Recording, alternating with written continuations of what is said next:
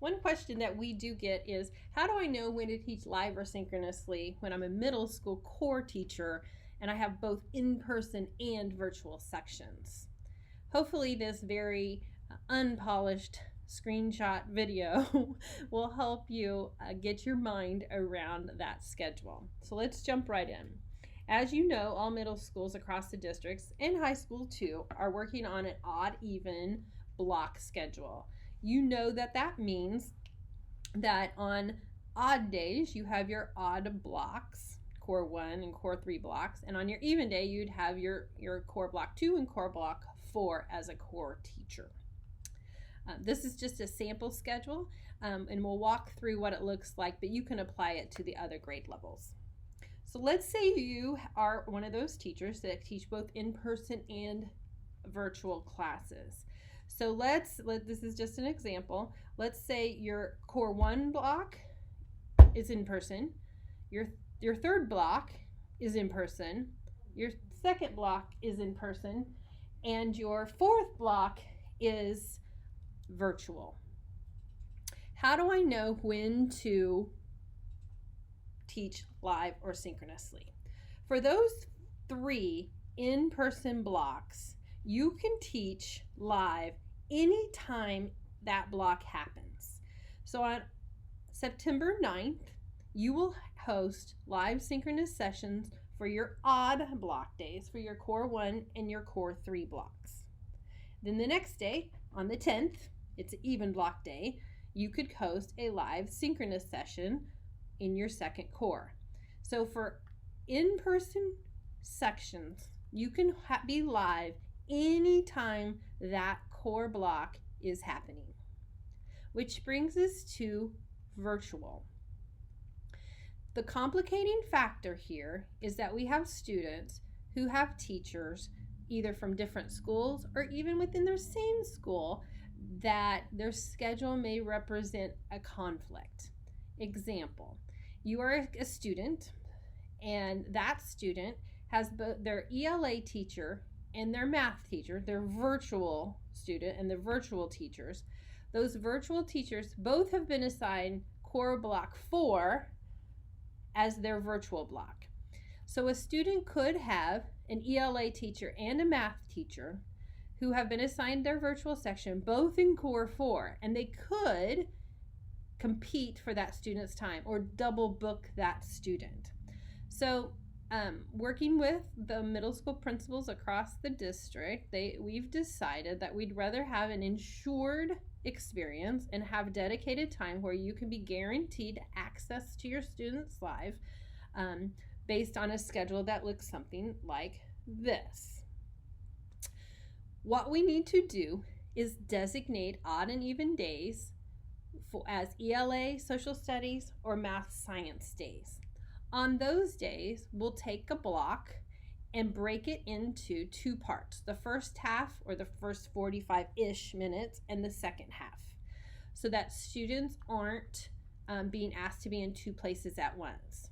Over the course of those 2 days, if you just look at the 9th and 10th on this schedule, every student will have their ELA block and their social studies block. And whenever that happens, core block 1, 2, 3, or 4, if you are a virtual teacher, you will host your live session, but you'll only be able to do it in half of the blocks that we're not scheduling over people. So there will be another schedule created that looks like this, and we will absolutely make sure you have it.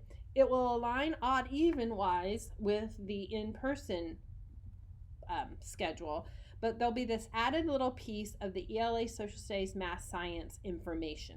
And how you read it is on any given day. The top one is the first half of the block, and the bottom one is the second half of the block. So let's look like that. Let's see what that looks like for a teacher and how do you apply it to your specific situation. So let's go back to this original schedule. And this person had 3 core blocks that were in person and 1 core 4 that was virtual. And let's now further identify them as a social studies teacher. So let's look at the 10th. Let's say this is September 10th. It's an even block day. So you would follow here.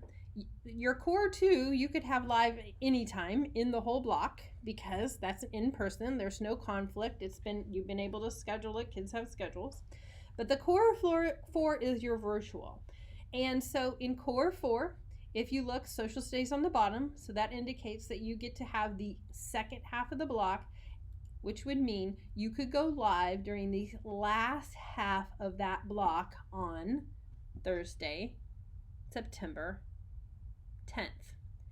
If it were Wednesday and it was the 9th and it was ELA Social Studies Day, you would provide asynchronous learning or flipped learning or another activity, not a live activity, because social studies and ELA we need to guarantee that they can have their access to their kids.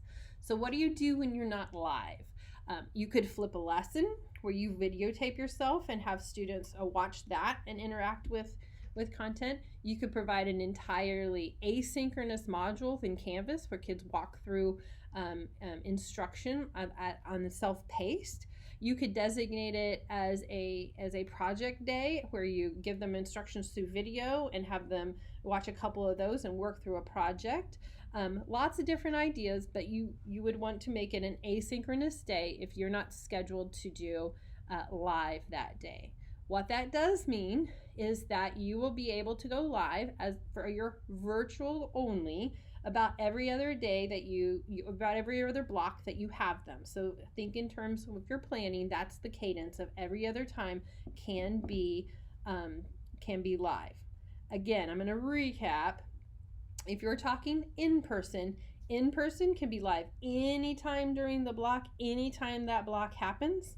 Virtual sections, we have to follow this schedule so that on odd and even, you need to pay attention to what top or bottom half of a block that happens. So I hope that helps. I hope that clears a few things up. Maybe you can go back and watch and read.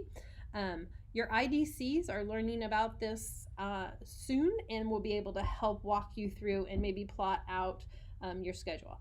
I don't think until we get the hang of this that it's a bad idea to maybe look at a month or a week and really plot out where things are. Great idea to physically write it down and have it readily available. So I'm wishing you a great year. It's unprecedented. It's chock full of challenges, but I am absolutely certain we have some triumphs and successes we don't even know can happen coming in our future.